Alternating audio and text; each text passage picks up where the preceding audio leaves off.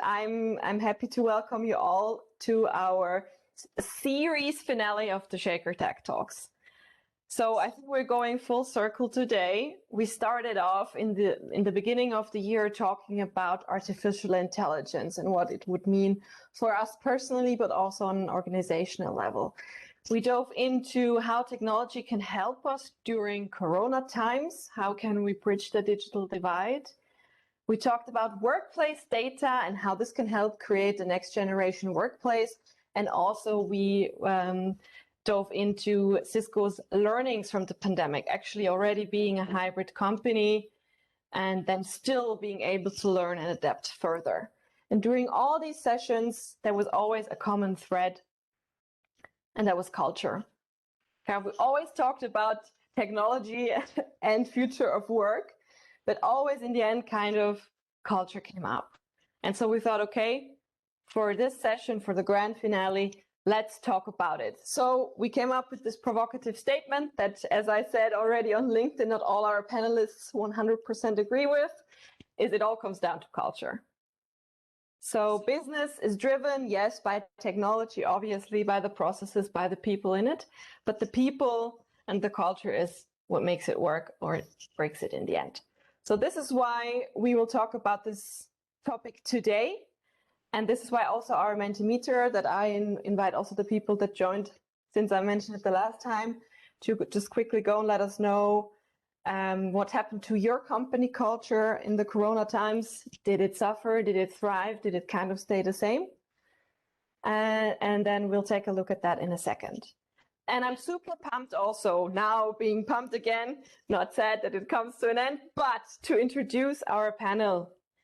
And I want to start out with Catherine. So Catherine brings an extensive HR and HR business partner background to the table. Now she works for Comet Group, a high-tech company here in Switzerland. And to give a bit of a more business perspective, we have invited Steven Neubauer, who started out on the dark side as a consultant, but has since joined the light and has been an executive in various media businesses here in Switzerland. You probably know him now as the CEO of Comparis. And also I'm very happy that he was one of the few people that, you know, supported us in the beginning with Shake Up the Workplace, as well as an advisor for our conference. So super happy to have him as well. Catherine being a part of our Shaker community as well. So we're going also full circle sort of in terms of panelists. And speaking of full circle and amazing panelists, our third panelist is Chris. He is the general manager of Cisco Switzerland. And I'm also super happy that he took the time to be with us here today for the finale of the series we had in collaboration with Cisco Switzerland in this last year. And it's been so far an amazing experience. So already a big thank you to everyone at Cisco for that.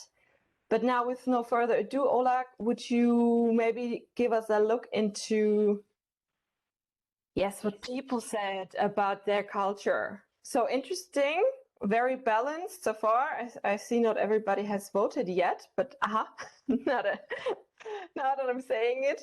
Okay, so there is kind of almost, it was balanced. Now it's a bit of a skewed curve. Few people say it thrived, but it was more a bit of a suffering or staying the same. So that's something definitely I want to explore with our panelists. So maybe let's dive into the discussion. I have some questions prepared, obviously, and some of you were generous enough to share with us questions when you registered for this session. So I tried to tie those into the thread as well, but feel free to use the chat or hold up your hand if there is an immediate question you want to ask our panelists. And Ola and Bilge are also here from the Shake Up team. They will try to support me in keeping an eye on the chat as well. So yeah, feel free to ping either of us if there is a burning question. But to start off, Catherine, was there something about culture and insight you had in the last couple of months about culture that really surprised you? Yeah, I think so. First of all, good morning, everyone. Nice to see you all. I don't know if it's good morning. Maybe we have some international people and maybe it's nighttime. So good evening if it's good evening. So I think the first, so for me, there are two things that really struck me in the last few months. So I joined Commit a year ago, and before I started a coaching course, and I started the coaching course just before COVID started, and then I decided to postpone it because it was going to go online, and I thought, no, I can only do coaching face to face. I can only see people's body language, emotions, etc. If I see them face to face, I can only build trust if I see people face to face. So I postponed my coaching training. I've now done it, don't worry. But what I saw at work as well is that I've built trust over the last year since I joined Commit with my stakeholders purely online. So my colleagues feel psychologically safe discussing personal topics online. Some people even ask for coaching. And not only that, we've trained 240 leaders on our values and behaviors over the last 6 months. And whether they were in China or in California, they all felt comfortable discussing online uncomfortable leadership topics with people that they had never met physically. And one of the sessions was actually on psychological safety. And we asked them, you know, do you feel psychologically safe in your normal work environment? And in most cases, the answer was actually yes. So the question for me then is, you know, how do you create and manage a culture of psychological safety when you can't meet people face to face? There must be a lot of other ingredients that come into play. So when I hear someone say now, I have to travel to speak to this person face to face to sort this topic out, I ask myself, really? And actually, I was the one who loved to travel and who would normally seize the opportunity and say, yes, I'm going to Shanghai, Singapore, wherever, and I'll sort that out. So I think one of my key insights has been that leaders need to learn to build trust, whether it's face-to-face or online. So you have to, if we're going into the hybrid world, then they're going to have to learn to do that. And the second thing that I've seen is a kind of bottom-up movement. At the beginning of the pandemic, it became apparent that employees were trusting their employers more than their governments, and the role of the employer became suddenly much more important and relevant. And over the last few months, when we've been delivering this leadership training on values and behaviors, one of the first questions that came up when we were talking about why do I need to focus on culture, why do I need to learn these values and behaviors, and why do I have to pass them on? One of the first questions was, what happens if my leader doesn't lead by example in living the values and behaviors? Why should I do it? But what I've sensed since then is that we have a kind of bottom-up movement whereby the leaders that we've trained are actually saying, yes, this is the culture that we want to have, and I will do my bit to make it happen and not wait for everyone else to do their bit. So people are really taking the power into their hands to create this positive change, and our business performance is actually exceeding expectations as a result. So it's obviously having a positive impact from that perspective as well. Okay. Voila. Thank you so much for sharing that. I think that's actually, especially the first one about trust, definitely, I think you were not the only one that was surprised by that, by the willingness of people to share also personally online. Some even say it might help. And if I hear trust, I look at Stephen. I know he's, that's kind of his topic in a way. Stephen, do you want to share or bounce off what Catherine shared with us? Yeah, maybe sharing also two of my surprises in the pandemic, right? I mean, I'm still surprised and was surprised about how good remote works actually works. I mean, by now everyone is saying that, but I'm still find it surprising, right? And I think it was a bit of a leapfrogging also for professional processes in companies and also society overall, right? Whereas beforehand it was always, no, it's not possible by Zoom, right? Sharing exactly what you just said, Catherine. And now, I don't know, big contract negotiations, hiring people, firing people. I mean, all of that works in a remote setting also very well. Not always as well, I would say, but it works. So I think that will change the way we run and especially how we build companies going forward significantly. And it will also, I believe, will have quite a big impact on countries overall, especially also a country like Switzerland, right? Whereas beforehand, you have been a bit more restricted to the local talent pool. You can now start to fish in a much broader setting. Not even so much with a cost perspective, but much more really with a talent perspective, right? Finding the right people, which is most of the case, most of the times, really the more difficult challenge than the cost side of things. So that's one. And the second surprise I had was actually how the leadership challenges in a remote setting really changed significantly. And I've seen some of my directs who are great leaders, right? Really role models, perfect in empowering their teams and employees, right? And being there for them and caring and everything else. But some of them really struggled a lot in that remote version where they no longer really could feel their team being in a room, right?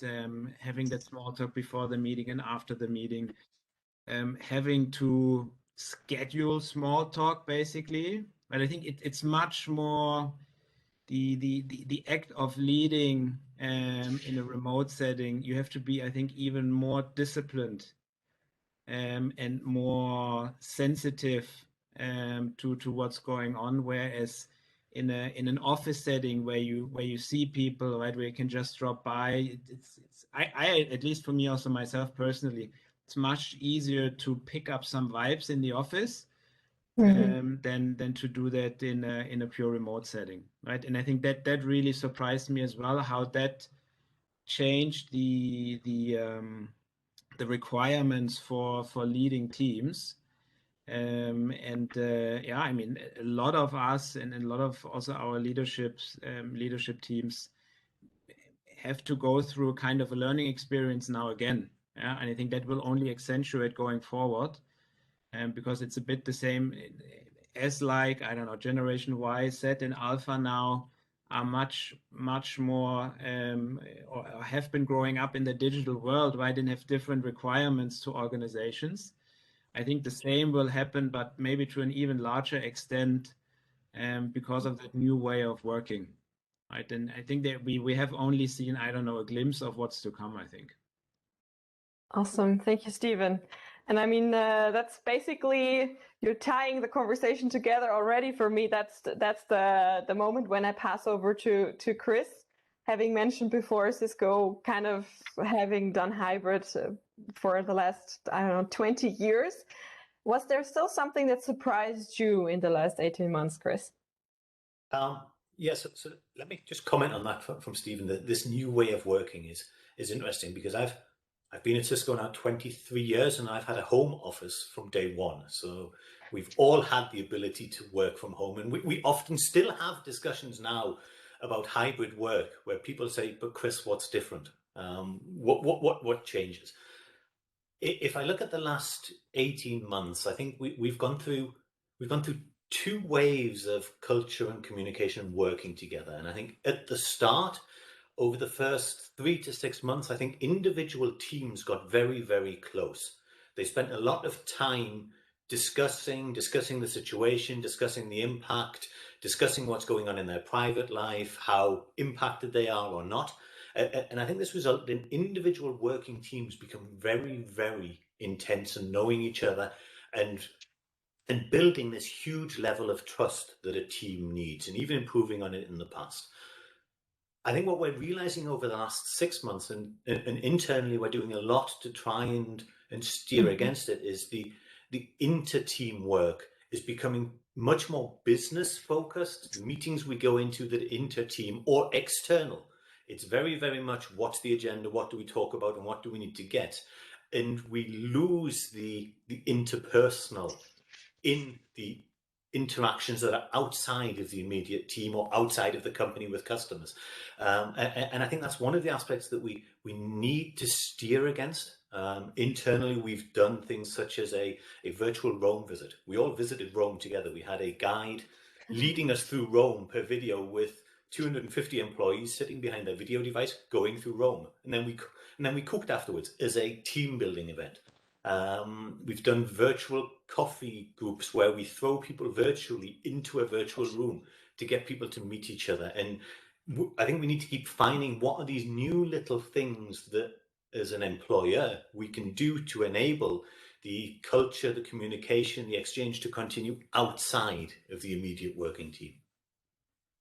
Can I ask you a question there? How well did those things from your perspective really work in the end? So we initiated also some of that stuff like random coffee meetings, Whitewire Slack and other tools and stuff like that. I must admit it started off okay, and then it started to fade away again, right? And we're getting a bit back to more like, okay, let's just do business, more or less, exactly the way you describe it. I also think it's between teams is the issue. So what's your experience? What really worked? What really did stick? I don't think there's anything that really sticks. I think you have to keep reinventing and finding something new. Because I think we tend to get bored very quickly. Oh, yes. At the start of the pandemic, we all did the virtual coffee or the virtual beer or the virtual apéro or whatever. And then we did some virtual cooking courses, which everybody enjoyed. Then we did the virtual tour that everybody enjoyed. Then we did some virtual getting to know the top talent in the team where we motivated people to explain, hey, what is special about me to a broader audience. And the biggest challenge I face is reinventing the wheel every few months, saying, okay, what is an idea that we haven't done yet? Because otherwise people say, we've done this 5 times, do I have to do it again? Yeah, good point. Thank you. How was it at Comet, Catherine? I mean, that's one of the questions Rosanna shared from our audience. Yeah, what did you do to kind of nurture or keep the culture alive during the COVID times? And you mentioned before people, you felt like they were already feeling the psychological safety at their workplace, but did you still do something to nurture that? And have you had a different experience than Stephen or Chris? So I agree with Chris that it requires a lot of persistence and rethinking constantly. We created so from a practical perspective, we created a care team. We meet every 2 weeks to discuss the issues, to discuss this current status, what we need to communicate, and what we've seen is that communication has been really key, and constantly communicating, not scaremongering, so being more reassuring than following each media announcement and then communicating. That's not what we're doing. We're trying to keep some stability as well through our communication. In terms of initiatives, it's as Chris and Stephen have both said, we are very business focused. We are a very business focused organization. We have engineers and we have scientists. So, it's straight to business. It's not really discussing fluffy things like how are you feeling today or how is your baby and these kind of things. Although sometimes you do see a baby appearing on the screen or a cat appearing on the screen. But that's not really the kind of mindset that we have. So it does require some creativity or actually being quite firm about, okay, please try to find out what is going on in people's lives, because we also see that then there is a risk of burnout, or suddenly someone's very ill and you didn't know about it because you didn't know what was going on in the background. So this being sensitive to what's going on is really, really key. So is it kind of in a formal setup that you are training the leaders in your organization? Or is it, again, a leader task sort of to check in with others and kind of try to motivate them to invest in these soft topics that you mentioned? Yeah, we're going to be training next year. This year we were focusing really on rolling out our values and behaviors, and this already created some kind of intimacy, if we can call it that, through the activities that we conducted. But next year will be more focused on this well-being side of well-being, and making sure that HR is trained first of all, and leaders then are also trained on how to spot the symptoms and how to integrate the human element into the working conversations. Can I just build on that? There's this check-in, and internally within Cisco, a few years ago now, we've introduced a technology tool to help and support that, and we ask the team at the end of every week to check in on an online tool, and it takes 5 minutes, and I do it every week. And the big advantage is because it's very, very simple, 4 or 5 questions. You can see the trend over time.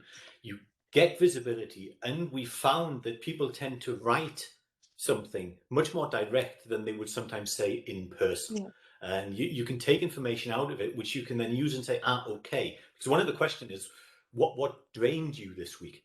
And you get then feedback. Okay, what did they not enjoy? And we can use that to go back and touch base with the employee and say, hey, look, this is what you wrote. Tell me more about it. Let's figure it out. And I think it's about the balance between how can we use technology to enable and support and help them open up, and does the manager, as to Stephen's comment, does the manager have the trust in place where the people are willing to open up and share their concerns and their worries so that we can jointly address them? Mm-hmm. Stephen, how are you using technology now since the pandemic? Has it changed kind of how you use it also to foster culture? You've mentioned already a few tools that you use, but has something fundamentally shifted on your end at this relationship, at the intersection of culture and technology for Comparis? I would say so, to be honest. I mean, we basically we have been lucky enough that I mean, I started just before the pandemic, pretty much, and we unfortunately fortunately beforehand started to introduce a lot of collaboration tools in the company. So for that we have been well set up, and then we basically just flown into the remote working world very seamlessly. And we continue to do so, but unfortunately, I have not yet found the magic tool that will make culture work. Right? I think in the end, culture still, and changing culture still boils down to the hard work, right? And working in it every day in small steps, walk the talk every day, and then yes, obviously there are. The new tools help you do that because it's easier to stay in touch with a lot of people. I mean, it's little stuff, right? I don't know. Congratulating someone to his birthday on Slack or via email or with a short video message or something like that. Yeah. So it's stuff like that. But I think in the end, it still boils down to the human being, right? I mean, also when AI is coming and everything else, it won't be, I don't think that it will be able to replace the leading part of being a leader of an organization. Yeah. And maybe we should also not hope for that, right? I mean, there are these dystopian futures where the computer basically is telling us what to do. And I think that will happen in a lot of areas, actually, where it will work very, very fine. But I doubt it will be on the culture end. Yeah. I want to circle back a bit, Stephen, to something you said in the beginning, sharing how people you considered to be great leaders pre-pandemic kind of struggled with it. How did you address that? And also, did you address Jane put it very nicely in the chat, this phenomenon that you and Chris both described, that the silos are kind of getting stronger again, although we're always saying you have to break your bubble and work across silos. How did you address that for your organization? So number one, we discussed that, and we continue to discuss that very openly in the leadership team, right? I mean, who's struggling with what's working well, what's not working well for someone, and we do that very openly, which is already the start that also especially team leaders can learn from each other, right? And also see that, okay, I'm not the only one struggling, there are other people as well. And maybe another colleague has a good idea or something that works well with his team. So it's, I mean, in the end, it boils down to trust, right? And you're talking about psychological safe environments, right? Environments, if you, and it doesn't matter in what kind of fashion your company is organized, I think, if you're hybrid or full in the office or fully remote or whatsoever, but if you have this basis of trust and that people can say, I don't know, right? If they can ask for help, if they also do not shy away to, I don't know, give tough feedback to the CEO because they think, hey, that all hands, you did not communicate very well, right? Could you do it differently? And I think if you have that basis, then you can build upon it. And I think that's just the ground truth in order to continue to improve, to continuously improve an organization and the company, right? No matter in what area you're operating in. So it's pretty much that, yeah. So have your, let's say, leadership meetings or the meetings in your leadership teams become then way less task force focused, but more also focused on the culture of the topic of culture specifically? So has the time you spent discussing these topics increased, would you say? No, I don't think so. I mean, I always, I mean, we always put a lot of focus on that already beforehand, right? So that's the point, right? I think that's also the reason why I think we had a relatively smooth transition and also always good vibes throughout the pandemic. And I mean, we had a lot of 2021 was quite a tough year for us, right? We had a ransomware attack, we had a lot of things with regards to external shocks to the company. But I think since we laid that basis, right, those shocks, I at least had the feeling, rather increase the loyalty, increase the friendship within the company and between colleagues. But I think it's that basis that you lay in the ground and then you build upon and work on it basically every day. I don't think that we do that more. I think we still do it as much as beforehand. We could do it maybe even a bit more on top of that, yeah.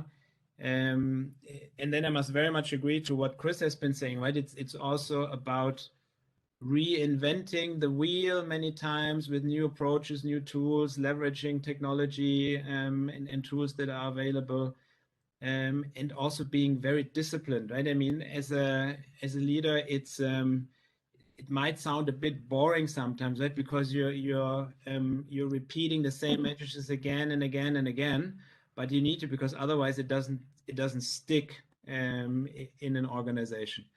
And having that discipline also, for example, when it comes to collaborate fostering the collaboration across teams, right? Again and again, reminding your team leaders, hey, go to the other teams, right?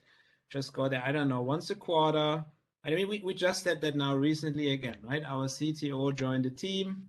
There have been a lot of misunderstandings apparently between technology and their team, right? They put it all on the table. It was a lively debate, call it that way. Yeah. But afterwards, you have the transparency, you can work on the issues, and off you go. Right. And I think in so many cases, it's just that people do not talk to each other, right? And if you don't provide the boundary conditions and again the psychological safety that's possible, that you can admit mistakes, that you can say also when you're not happy with how something is handled, I think that is really of utmost importance. And one thing there, and I think that that is especially in that remote setting very important. Which I tell my directors, break the channel, right? You see that in these Slack or messaging or email conversations, right? That when people just write to each other and you see basically the misunderstanding growing over time, right? And that's always the most, okay, break the channel, right? Just pick up the phone, call the guy, go on the video conference with them for 5 minutes. And I promise you, you're going to save half an hour and a lot of angry feelings, right, by just doing that. Thank you, Stephen. I see Chris is nodding profusely. Yeah, it's that simple. We just struggle with it, but it is that simple. If we talk to each other more, I think everything would be much easier. I think we've just created a new hashtag, so I wrote down "break the channel." Since we're already breaking bubbles with Shake Up, we might as well tell people to break the channel. Catherine, people also asked beforehand about kind of your more HR heavy perspective, being an HR business partner. Where do you see that role, those people that are in charge in their function of human resources, of people, of culture? Has this role shifted? What are your insights? Yeah, so I can only speak for myself. I cannot speak for the whole of the HR community, but definitely there are some things that are important to me and that I try to live in my job. The first thing, and I'm taking this from Disruptive HR, which is a competitor of Shake Up the Workplace, is to treat employees as adults, consumers, and human beings. So we have a tendency to put in place lots of policies, assuming that everybody comes to work to break the rules. But that's not the case, actually. Usually people come to work because they want to work, and not because they want to break the rules. So treat people like adults rather than children. Then treat them as consumers. So it's not because we're all on this call that we all like to wear pink trainers size 40. I would be very happy to wear pink trainers size 40, but you know, you have to adapt, and you have to, the employee experience has to be unique. One size does not fit all anymore. And if people are working in different places, definitely you need to take into account the fact that one size does not fit all. And the last thing about being human beings is I think putting the human into HR is very important. We've already talked about being sensitive. I think empathy, showing empathy, showing that you care, listening, all of the, showing curiosity, all of these things are super important, and not focusing on being the HR policeman, focusing on processes and policies. That's not what we're here for, and that's not going to add value. I think also the important thing, if we're going into a hybrid world, and it looks like we already are, is, and this is important to me, is belonging, and making sure that we don't have a big divide between people who are in the office and people who are working from home. So yesterday I nearly freaked because I heard that we were having a maroni stand, so a chestnut stand, at our office location, which is great, and I love chestnuts. But then I thought, well, don't you send some chestnuts to the people who are working from home? But is that the right response? I don't think so either. But we need to make sure that people who are in the office don't feel that they're treated differently from the people who are working from home, and vice versa. So inclusion and belonging becomes even more important, and that's definitely part of our role and part of the leader's role, to make sure that people feel that they belong wherever they are. Thank you, Catherine. I want to toss the ball to Chris, because we have, in our last tech talk with one of your colleagues, Mark from the UK, talked about exactly how Cisco kind of scales the personalized employee experience. So I'd be interested to hear from you, kind of your tips for Catherine and for all of us. How can we handle it now, learning from Cisco being an organization that's both large and international, yet there is also teams on a country level? How are you dealing with these hybrid situations and possible problems that are triggered by something like parking or chestnuts or parties? How are you kind of tackling those situations? I think if I look within Cisco, there's numerous aspects. At a global level, we have regular check-ins where we pull specialists in from doctors through mental health specialists to share with views and concerns, so that we can address and have a look at that and discuss it. At the same time, we use these global check-ins and bring in as well international world stars to do concerts or for entertaining, to help us to come together and to experience the same thing virtually. If I look then into more locally here in Switzerland, some of the things I mentioned before, some of the other things we do is we actively live and breathe a country leaderboard, which is the entire cross-functional team here in country and has representatives of every organization that works together. Say, okay, what do we need to do jointly to drive the culture? And we push activities such as local giving back activities, where we pull people in from different teams, from virtual teams. And we've done numerous activities this year where we've supported farmers, etc., in various activities and said, hey, look, this is where we can give time back, where we can support and help. And that fosters and supports and helps the culture and helps this exchange and helps people to discuss.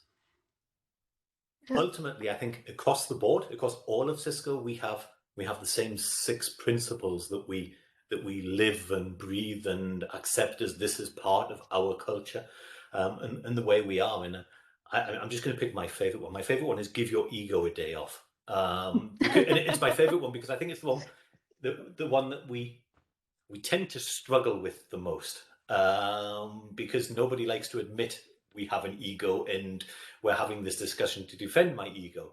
But if you can manage to just take the step back and say, okay, if I take my ego out of this, will I look at the situation differently, and what can we do then to work together and to collaborate and to communicate better? I guess the important part is, do we have global norms, and how do they then translate into local traditions and the way we live it? Awesome. This is a very hashtag laden session, guys. So give your ego a day off is the next one. It's already buzzing in the chat. So there was also a question in the chat I want to pick up, and it's a topic we also hear a lot in our community. And you guys kind of touched upon it a bit already. And it's innovation suffering now in this either virtual or hybrid reality, with teams being kind of, not in the same place anymore, but also in a hybrid situation, people being together, people being at home. Is that something you feel, or is there signs that you see in your organization that this might be the case? And I also invite obviously everybody in the audience to either jump in by unmuting or writing in the chat, and I will pick it up for sure. But our 3 panelists, what are your thoughts on innovation in the hybrid? I'm going to start. I'm going to say no. I don't think innovation is suffering. If we get back to my original comment, everybody within a local working team has become much closer. And I think through this being much closer and through this increased trust, that the teams internally are becoming more innovative. We have to, and I have to, figure out, okay, how do we get this innovation across teams more and to support? But I would clearly say no, innovation hasn't suffered. It's still there. It's probably just as fast as it ever was, if not faster. I would agree. I feel that when does innovation happen? If people feel psychologically safe, and when do people feel psychologically safe? When you have a strong culture. As long as psychological safety is there, then innovation does not suffer. I think also in this environment we've increased our productivity. So rather than spending hours commuting or traveling, you're spending time also innovating. I think that's yes, I would agree with Chris. I'm a bit mixed on that one.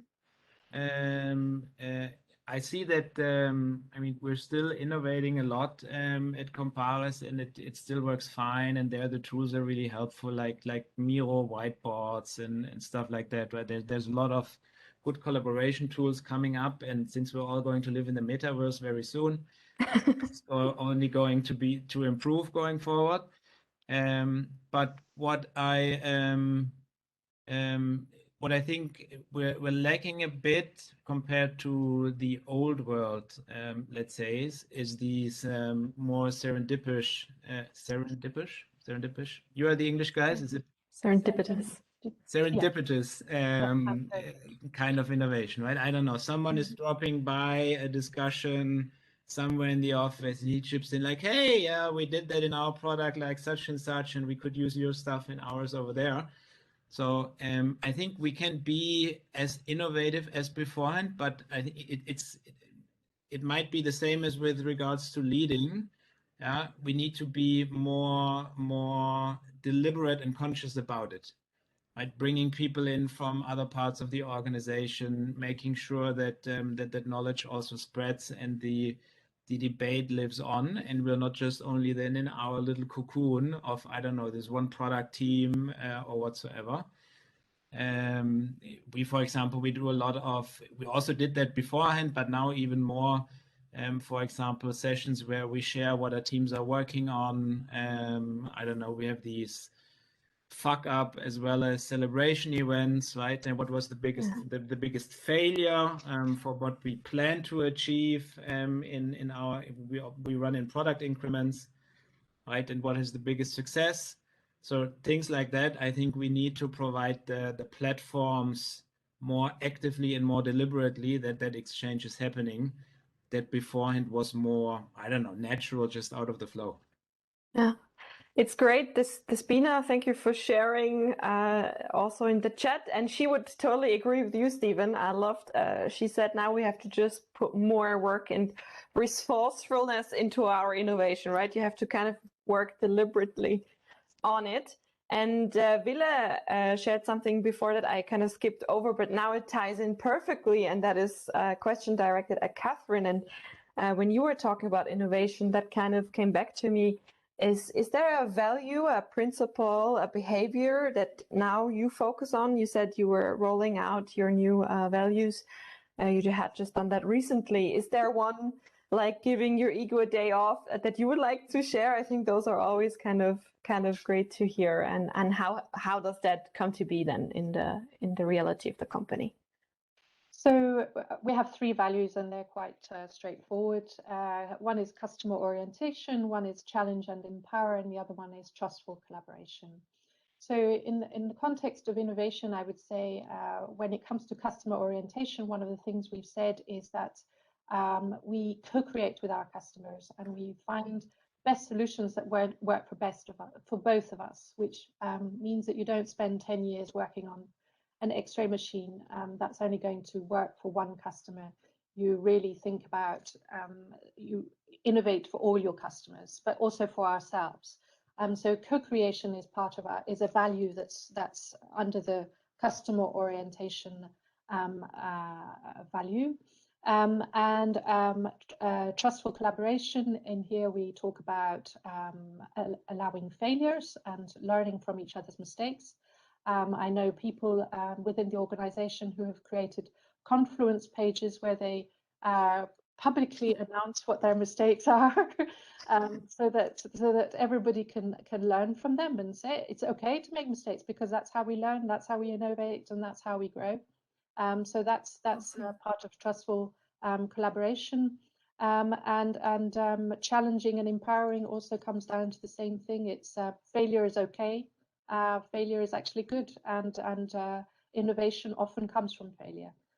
So that's how innovation is integrated into our values. But I would say that if you look at our website, you would see that we announce ourselves as pioneers led by curiosity. So that we also have this strong pioneering spirit within the organization. Yeah. Stephen, I remember you said you might have to leave a bit early or transition. No, I'm okay. I pushed the other thing a little bit back. Amazing. Otherwise, I would have said it's the last chance to ask Stephen. But since we still have 15 minutes, I want to kind of come back to, let's say, kind of tying it together. Culture, technology, the metaverse, AI taking over. Where are things going, you think? What will be kind of the thing we see next? And then what will be in about 10 years, maybe? Are we still going to have a talk like this where we talk about culture and and what do we need to do to work on it, to nurture it, or will it be just as natural as breathing? What are your thoughts on that? Let me start with the second part of the question. In 10 years, I think we're still going to be having discussions. There'll probably be different ones, but we're still going to be having discussions because ultimately we're all people. And I think regardless of how advanced technology becomes, we're still going to have this people aspect of everything we do. And we're still going to be having discussions on, okay, what can we improve? What can we do better? How can we improve? What is the culture? What are the values? What do we need to live? I think that's a constant evolution. I think it's going to keep on going for the next 10 years, 15 years, however long. The technology one's an interesting one. If you look at the technology advancements that have been made over the last 10, 15 years, if I knew today where the technology would be in 10 years, then I would resign and go and do something else, because then I would know what I would have to build and sell. I don't. Fortunately, other people get to make that decision. I think it's important that whichever way it goes, that the technology needs to be flexible, inclusive, supportive. And above all, we need to have this security and this trust in the technology and what's happening with our data to enable the people to use it. If the technology platform can deliver all of this, then I think people will be more open to using technology and to accepting it and to saying, okay, where is the benefit that I can get out of it? How can it help me? How can it assist me? I think there'll be areas where technology will over time take more and more responsibility, more and more actions, and can do more and more. We've seen this over the last 50, 60, 70 years, where technology takes roles and takes jobs and takes tasks that it can support in. But there's always going to be other areas where people are needed to support and drive and help and work with it. Mm-hmm. Yeah, I think what will be important is putting people at the center of the technology. Yesterday I was in a meeting for our new performance management tool, and I heard more, no, it's not possible, than yes, we can do that. So if I'm not going to implement tools that are going to damage our culture rather than support it. So putting employees at the center, making sure that tools are intuitive and that they enable performance, that they enable a better culture. This is key for us, because then we'll get better business results. The other part of technology that I see is super important for us is data.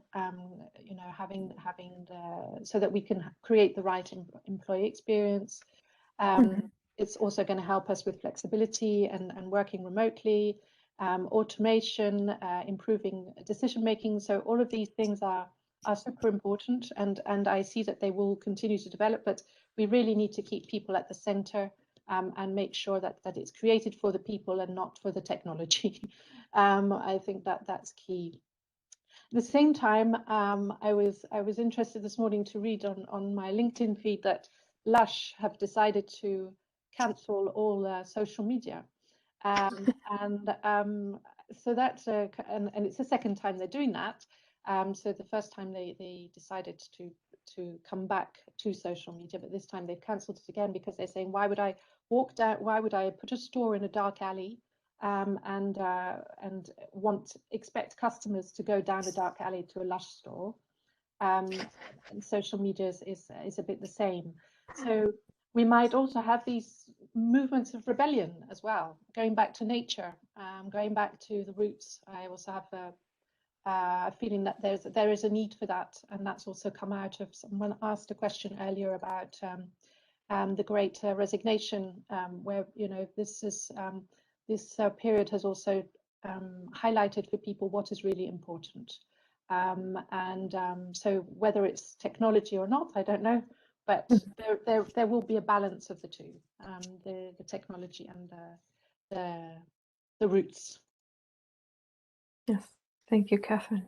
Yeah, I think we're a bit at a what's the word in English? Fork in the road, right? I mean, we can go either left and right, and I think there will companies going in both directions, because when I think about technology, and especially in a remote setting, There's so many possibilities out there now to monitor what your employees are doing in the weirdest sense. How much time are they logged in? What are they doing? Are they really working? Are they going left and right? And I see at least some tendencies also to go down that route. I just yesterday heard an example. It's just amazing, right? Where a very global multinational company basically logs the time you're logged in, right? And because you have to have some activities on the screen, people use this fireplace in YouTube that runs for 24 hours, right? And then it basically mimics that the employee is doing something. So I mean, it's ridiculous, right? But that's what's happening. And I think that would be exactly the wrong thing to do, right? I mean, going completely back to Taylorism, right? We can monitor whatever you are doing 24/7 daily, basically, which is the opposite of trust. And there's this other world where, as you've also said now, Catherine, right? Technology basically is an enabler for also more individuality, right? Caring for different needs of people, right? I mean, some people really like to come to the office, some people don't.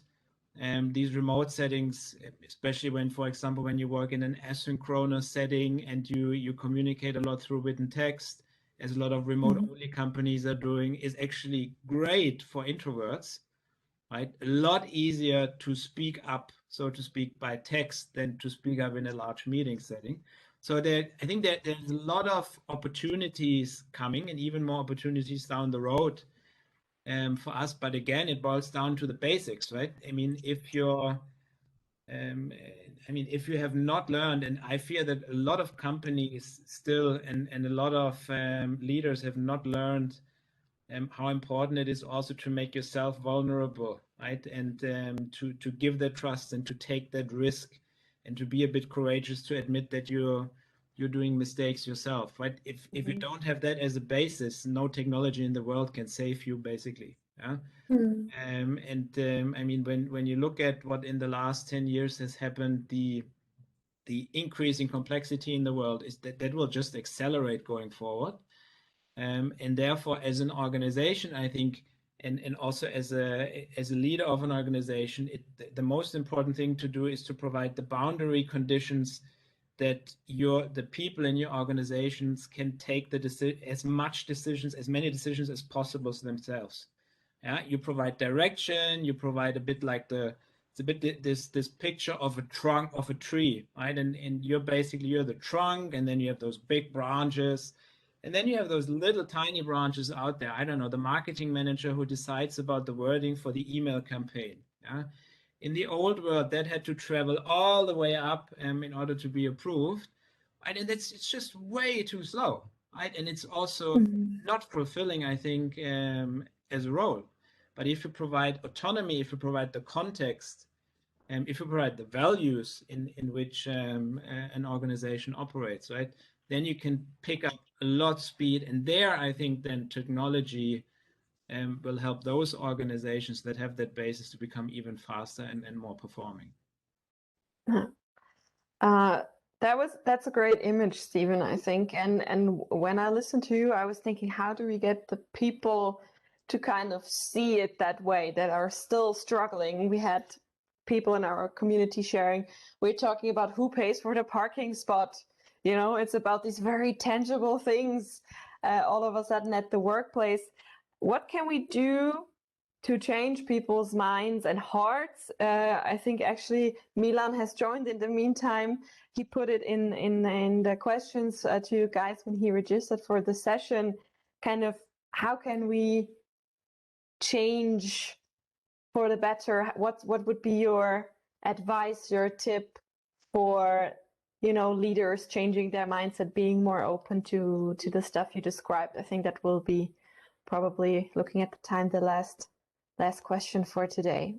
What is something you can share to also people in here in our community that say they want to help their leaders move forward and change their organizations? Shakers are change makers. What is your word of advice to them? Curiosity. Mm-hmm. I would have said authenticity. Yeah. And maybe, also if you, if you want to help leaders in your organization, right? If you cannot be, let's call it that way, it's much easier to do that if you're on top of the organization, because then you can set the tone. And therefore, I think it's also extremely important. It's extremely difficult to initiate that change from the side, basically. But then, try to help your leaders or the people you're working with to start on a path of self-reflection. Right? If you don't see yourself, if you don't understand yourself with all your failures and strengths and everything, then it's very. I went through a major transition in the last 10 years. 15 years, to a large extent, thanks to my wife, who holds up the mirror in front of me very frequently. But it's tough, right? It's not that easy, and to admit that you also fail and that you have things that are not as good, and especially to push those bad habits out of your own system, is a lot of hard work. It works, but you have to work on it. It's the same with working out. You don't get the muscles from going once a month to the gym, right? You have to do it constantly. And it's about willingness. So if you have the willingness to change, then you can move mountains. Awesome. Okay, looking at the time, I think I would like to tie everything together. First of all, thanking our panelists for taking the time to be with us this morning. It's already the busy season, but it was really amazing to have our partner Cisco, our advisor Steve, and Catherine from our Shaker community come together and share thoughts and experiences with us. So thank you all for that. And as a last question, maybe, so does it now all come down to culture or technology or people? What's your final vote, guys? So I begin. I don't think that it comes all down to culture. If if you have a product that sucks and that people do not value, if you have a strategy that's going nowhere, then the best culture in the world, unfortunately, won't save you. So I don't believe in culture eats strategy for breakfast. I believe that culture is the turbocharger to help you run a lot faster and accelerate on the way, but you still have to run in the right direction. I would challenge that. Which is good, because life would be boring if we all had the same opinion. I think if you don't have the culture, then you can't have the open discussions and interaction to make sure that the strategy is in the right direction. So I think it depends on which way you look at it. So I'm somewhere in between the two. I worked for Chanel, I worked for Swarovski, I worked for Triumph, the underwear brands. The products did not make the world go round. And definitely in the environment where I work now, it's not about the products. It's really about the people. The people create the innovation and create the product. So we need the people. That's the key. For sure. So, guys, I think now I also made good on my promise to point out how you're not all agreeing on the title of the session.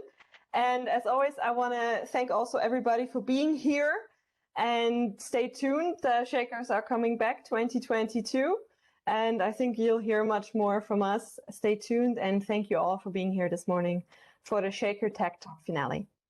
Thank you for having us. Organizing it. Thank Thanks a you. lot. Thank you. Bye. Bye. Bye. Bye. Thanks, everyone. Bye, everybody. Thanks, guys.